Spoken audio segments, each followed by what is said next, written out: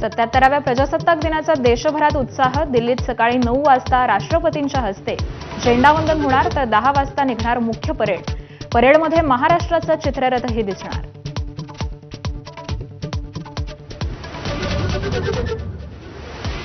मुंबईतील शिवाजी पार्क मैदानावर होणार मुख्य शासकीय ध्वजवंदन. मुख्यमंत्री देवेंद्र फडणवीस उपस्थित राहणार.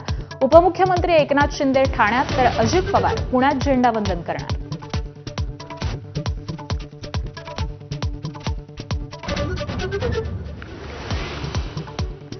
भाजपमधील वरिष्ठांनी परवानगी दिल्यास नामोनिशाण संपवून टाकू. गणेश नाईकांनी पुन्हा एकनाथ शिंदेंना डिवचलं.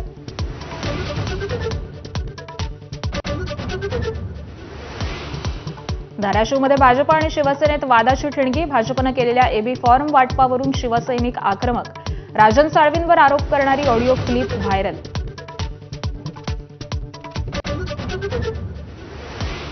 प्रजासत्ताक दिनाच्या पूर्वसंध्येला पद्म पुरस्कारांची घोषणा. महाराष्ट्रातील अनेकांचा गौरव. लोकनाट्य कलाकार रघुवीर खेडकरांसह वारली संगीतकार भिकल्या लाडक्या धिंडा. कृषी क्षेत्रातील श्रीरंग लाडांचा पद्मश्री पुरस्कारानं सन्मान.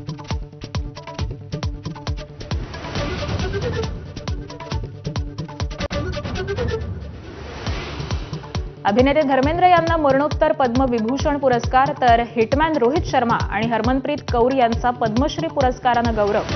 गायिका अलका याज्ञिक यांचा पद्मभूषण पुरस्कारानं सन्मान.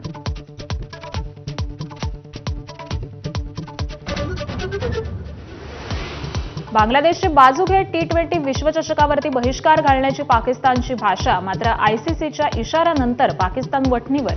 विश्वचषकासाठी संघही जाहीर. Headlines brought to you by Chitale बंधू.